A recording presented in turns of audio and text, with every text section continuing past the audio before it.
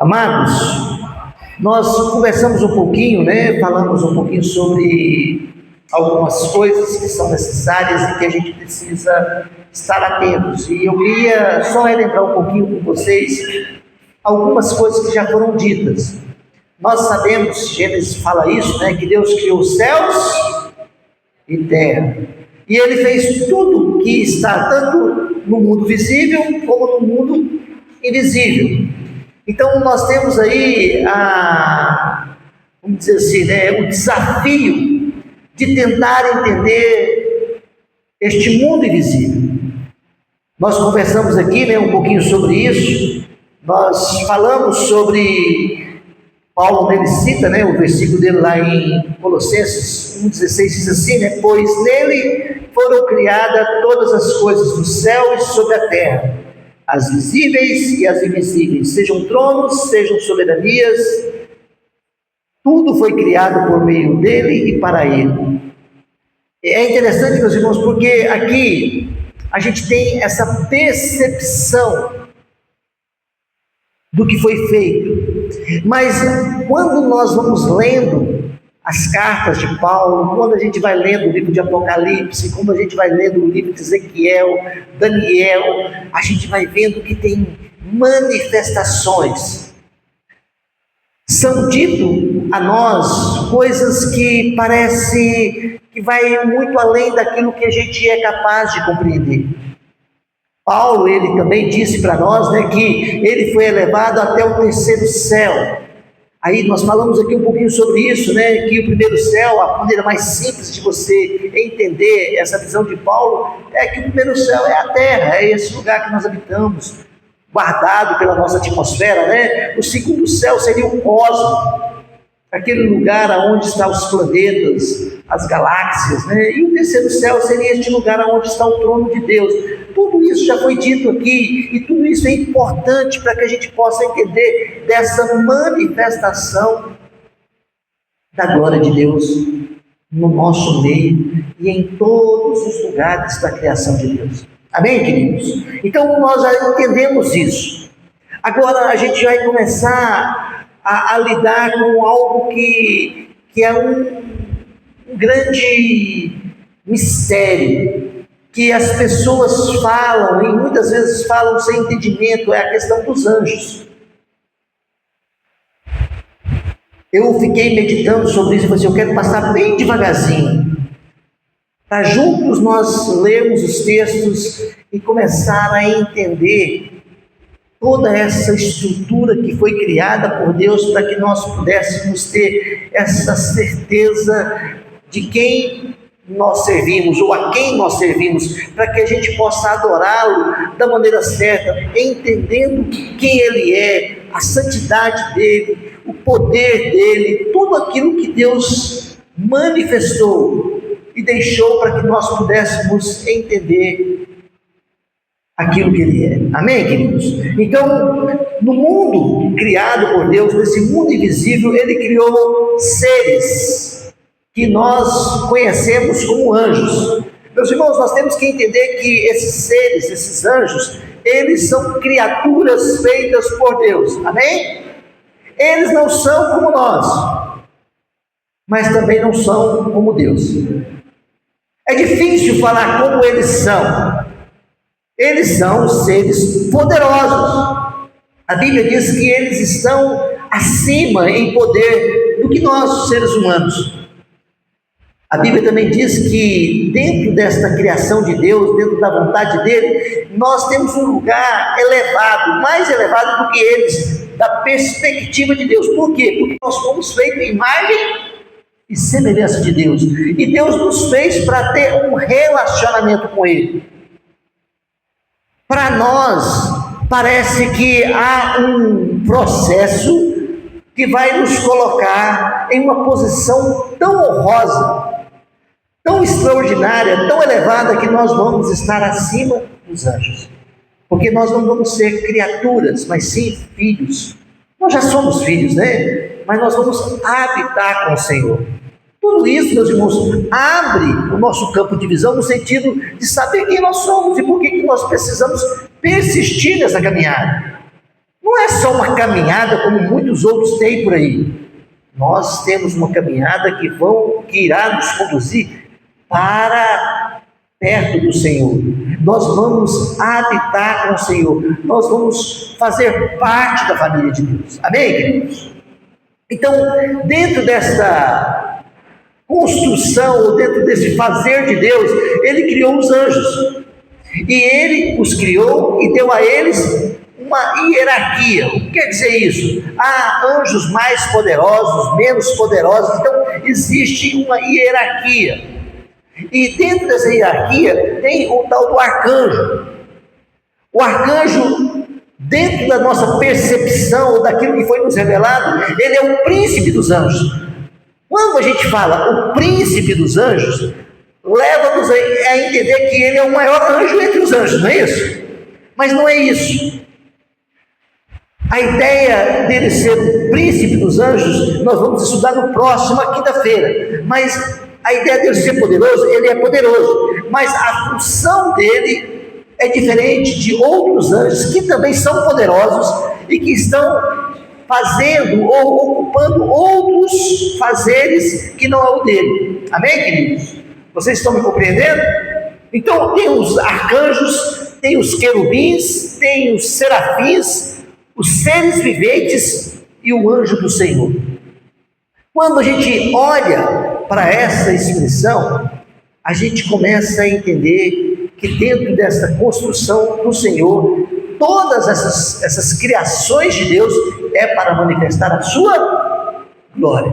A expressão da glória de Deus será manifestada em toda a sua criação.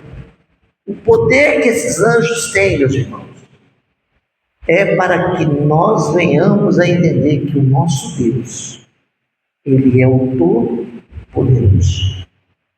E é interessante porque quando a gente olha nessa visão do terceiro céu, onde está o trono de Deus, a gente precisa parar e olhar para o trono. Por que olhar para o trono? Porque quem está sentado ao trono? Vocês começam a entender? Ele está sentado ao trono. Ele é a expressão maior do poder dentro da criação. Não há nada mais ou maior do que o próprio Deus. Então a gente começa a entender que quando nós lemos Colossenses 1,16, parte C, a gente vai ver que esta criação de Deus está toda ela submetida a Ele. Amém, queridos? Então, o que o trono de Deus expressa para nós? Todo o poder de Jesus. Sabe, meus irmãos, isso é muito importante. Não há nenhum ser criado, não há nada que foi criado que possa arranhar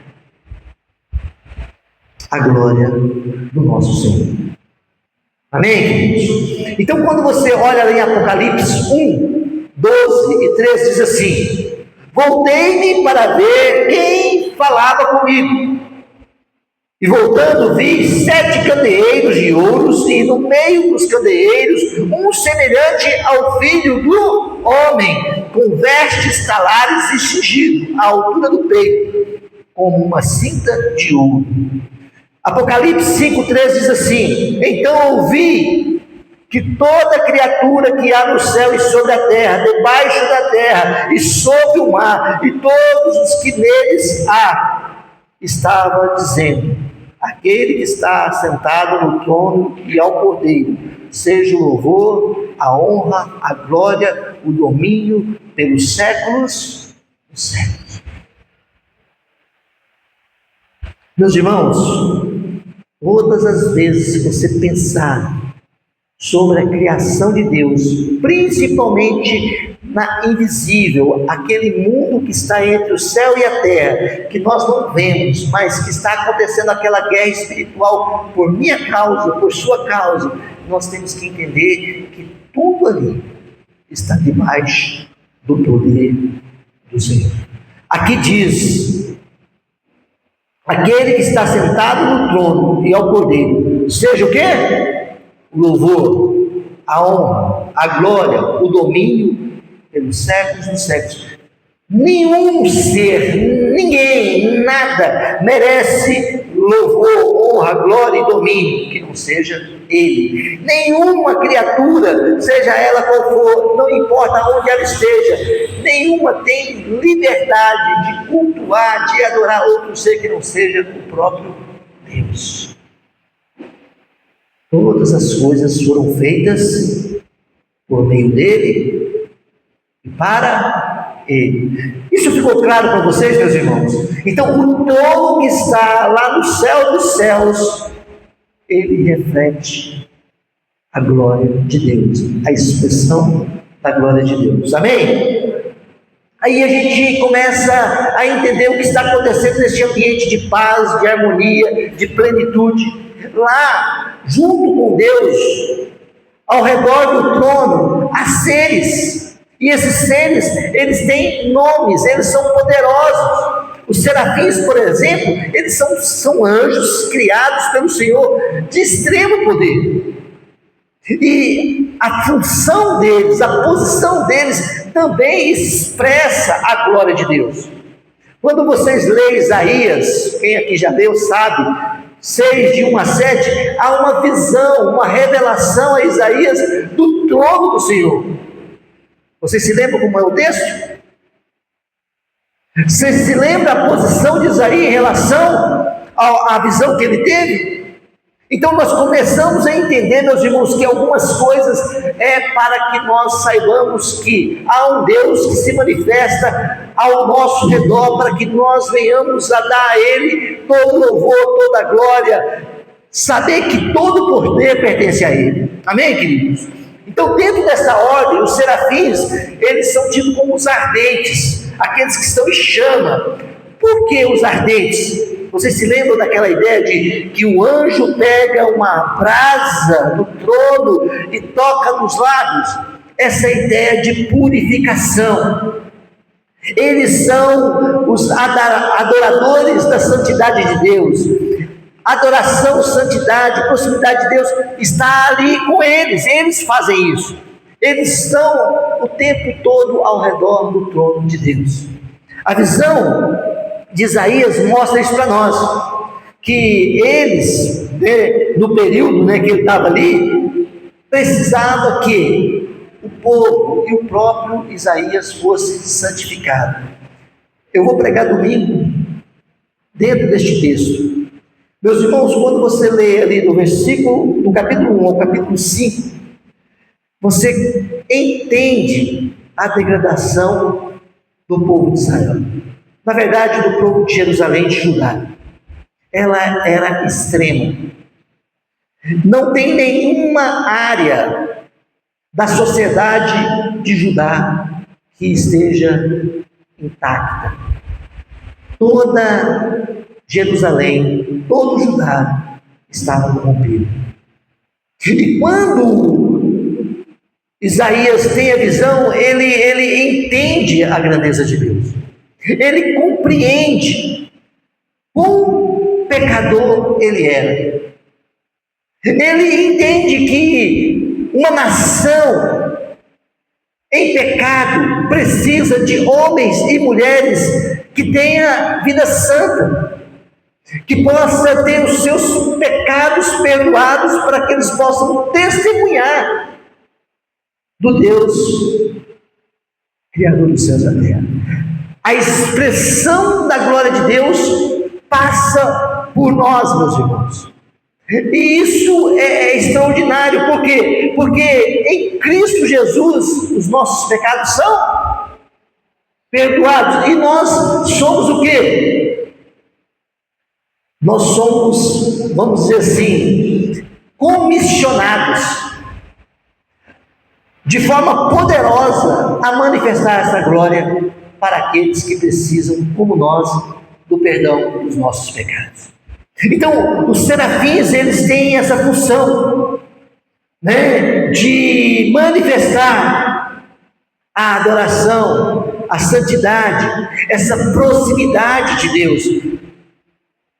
Quando nós estamos próximos de Deus, quando nós temos uma vida santa, nós vamos ter liberdade de glorificar a Deus. Por quê? Porque os nossos pecados, sendo nós perdoados por eles, nós teremos o quê?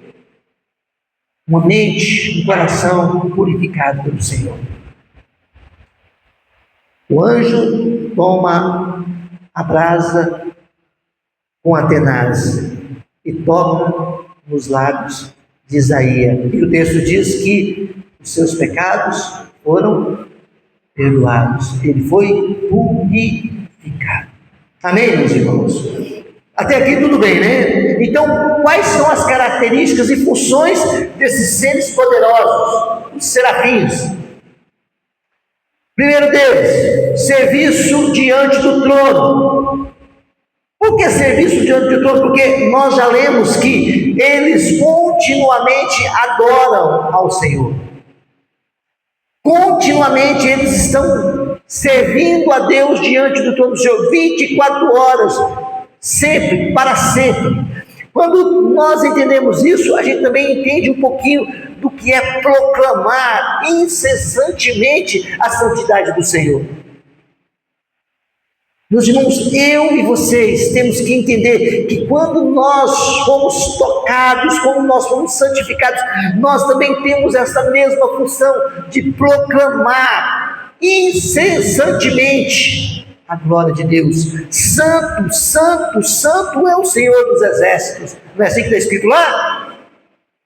A terra inteira está cheia da sua glória. Toda a criação é para a manifestação da glória de Deus. Os serafins, eles também têm uma segunda característica, que é o quê? Eles exercem uma obra de purificação. Aquilo que eu disse. O serafim, ele toma a brasa do altar e purifica os lábios de Isaías. Meus irmãos, nós não vemos isso, nós não temos uma compreensão exata de como isso acontece, mas nós somos chamados a entender que nós precisamos de um agir sobrenatural sobre a nossa vida, para que nós possamos ser purificados. No caso de Isaías, foi um acontecimento sobrenatural. E no seu caso, como foi? Como aconteceu? Como você, olhando para você mesmo, você fala assim: poxa, Deus me purificou, Deus me deu uma oportunidade de ser a expressão da glória dele, aonde eu coloco os meus pés. Isso indica um papel de santificação. Nós precisamos ser santificados, como Isaías foi santificado, para que a gente possa, como Isaías, cumprir a nossa missão. Qual foi as palavras de Isaías depois que a brasa tocou os seus lábios e ele foi purificado? Deus diz assim: quem enviarei? E ele diz: envia-me a mim. Por quê? Porque a nação de Judá, Jerusalém, necessitava de um profeta, de um homem de vida santa, um homem que tinha a compreensão de que no Senhor ele tinha autoridade para falar das coisas celestiais, das coisas extraordinárias que são reveladas aos filhos de Deus. Amém, meus irmãos? Até aqui tudo bem, né? Então, nós temos um pano de fundo, nós temos um paralelo, uma visão do que é os serafins dentro dessa construção do Senhor. Aí chega para nós os querubins. Vocês sabiam, não sei se todos aqui sabem, né? Lúcifer era um querubim do Senhor.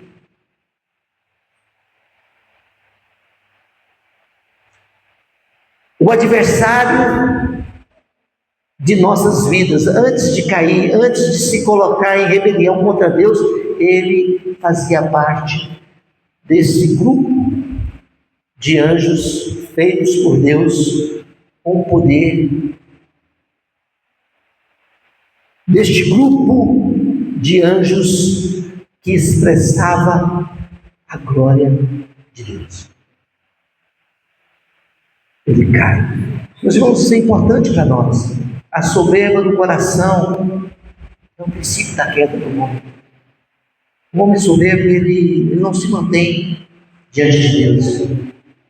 Ele quer os seus próprios caminhos, ele anda segundo a sua própria vontade.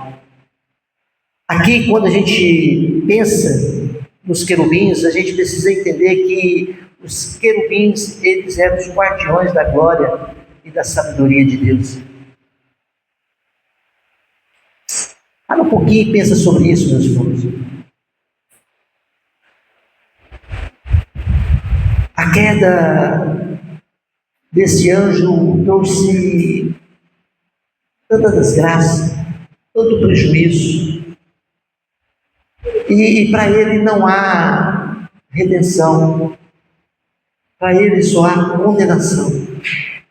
Mas parece que nós também temos um paralelo a se pensar quando nos vemos como filhos de Deus, quando nos vemos como missionários ou aqueles que são enviados para pregar sobre Deus, refletir a glória de Deus, guardar a santidade e a sabedoria de Deus.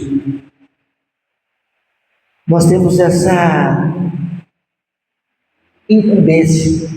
Aqui, quando a gente começa a olhar para esses guardiões da glória e da sabedoria de Deus, nós vamos ver alguns textos que mostram isso. O primeiro deles está lá em Gênesis 3:24.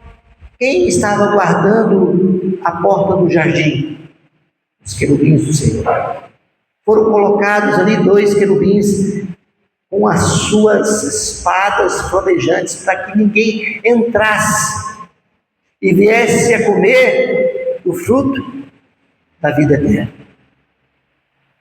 Então eles são guardiões, eles prezam pela glória e pela sabedoria de Deus. O primeiro texto foi esse, Êxodo 25, 18, 22, 37, 7 e 9, mostra para nós que eles estavam aonde? Na Arca da Aliança, no propiciatório.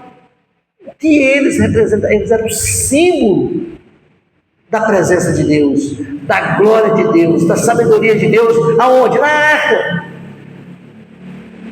Moisés entrava na tenda e ali se manifestava o quê? A glória de Deus. A nuvem descia, enchia o lugar, e ali o próprio Deus instruía quem? Moisés. A sabedoria de Deus falava com o seu servo.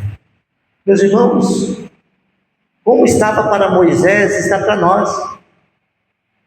A arca era um símbolo da presença de Deus. Amém, meus irmãos?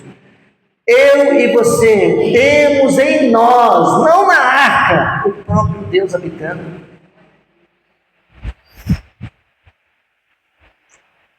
A sabedoria de Deus pode e deve guiar os nossos passos, as nossas decisões, a nossa forma de viver neste mundo caído. Amém, meus irmãos? Nós precisamos entender isso. 1 Reis 6, 23, 1 Reis 28, 6 e 7, a gente vê a manifestação da glória de Deus, da sabedoria de Deus, aonde? Na construção do templo. Quando Salomão vai orar, o que acontece novamente? O templo se enche da glória de Deus, ao ponto de ninguém poder entrar dentro do templo. Novamente a gente vê essa manifestação por meio dos anjos do Senhor, que é uma expressão da sua glória, fazendo para nós esses prodígios que nos dá a certeza de que não estamos caminhando na direção errada. Nós temos a convicção de que tudo o que aconteceu no passado, o que está acontecendo no presente, aquilo que foi prometido que vai acontecer no futuro, tudo isso para nós é real. Tudo isso para nós não é só uma percepção, mas é uma promessa que nós temos que trazer para o nosso coração e vivenciar. Até aqui, Deus foi fiel em tudo. Ele não deixou nada daquilo que prometeu de ser feito. Tudo que Ele prometeu, Ele fez. E aquilo que Ele não fez, Ele vai fazer. Amém, meus irmãos? Ezequiel, ele tem uma visão também muito expressiva e difícil de compreender. Por quê? Porque ele fala dos querubins, ele traz uma imagem para nós que ela não é uma imagem, vamos dizer assim, física, mas é essa expressão. Ele fala como os anjos eram, né? Tinham quantas asas? 6 asas. 2.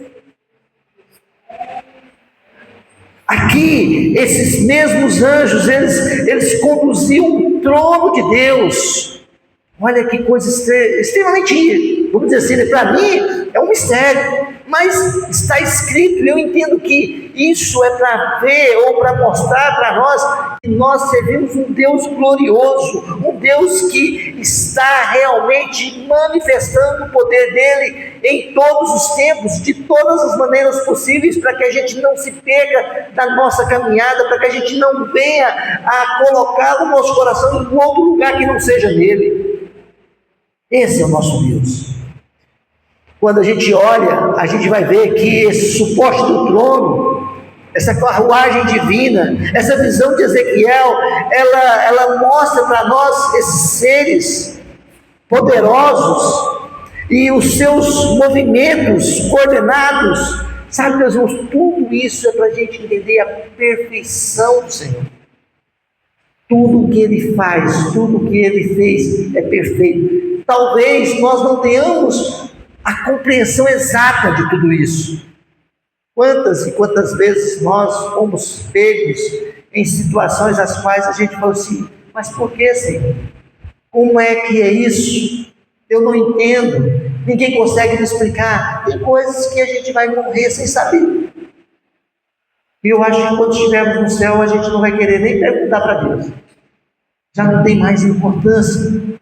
Mas a gente tem que exercitar a nossa fé. A gente tem que entender que esta visão, ela tem um propósito.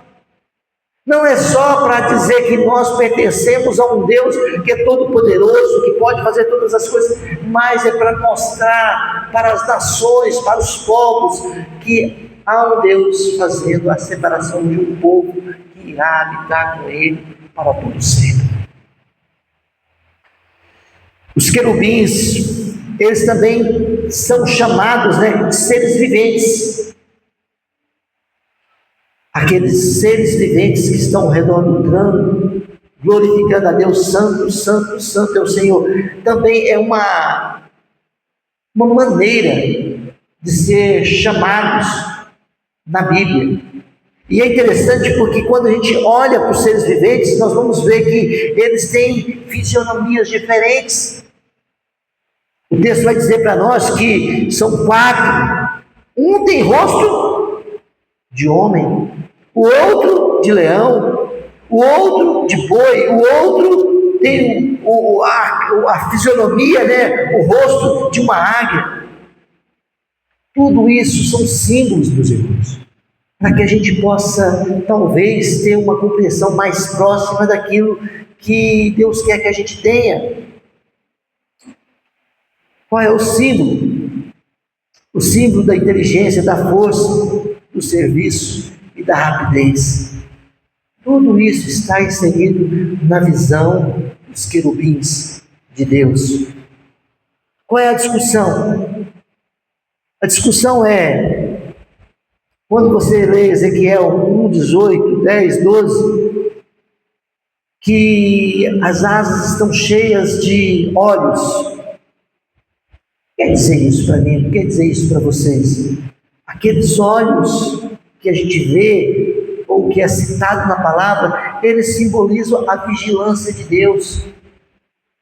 Ele está vendo tudo, em todo lugar, em todo tempo. Nada passa desapercebido ao Senhor.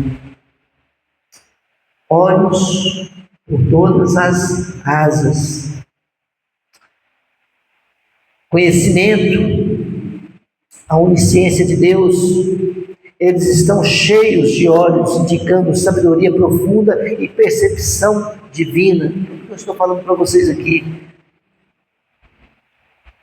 Eles também são os protetores da glória de Deus. Eles estão intrinsecamente ligados à manutenção da glória do Senhor, a Shekinah de Deus. O que isso quer dizer para nós, meus irmãos? Que nós temos que tentar entender esse mundo espiritual, que a gente precisa avaliar algumas coisas da perspectiva do Senhor para as nossas vidas. Eu fiquei pensando sobre a nossa visão do mundo espiritual. Como aplicar isso? A importância para nós de gradualmente entender. Um pouquinho mais à frente nós vamos falar sobre essa guerra entre os anjos do Senhor e os anjos caídos. Tudo isso aqui vai nos dar segurança, vai nos dar a paz que nós precisamos em meio a essas batalhas que fogem completamente do nosso controle. O nosso Senhor fez todas as coisas do jeito que Ele fez, para que nós pudéssemos confiar nele, na expressão da sua glória, na expressão do seu poder. A vontade do Senhor, ela há de se cumprir. Tudo foi feito por Ele e para Ele, para que em todas as coisas Ele pudesse ser glorificado. Amém, meus irmãos?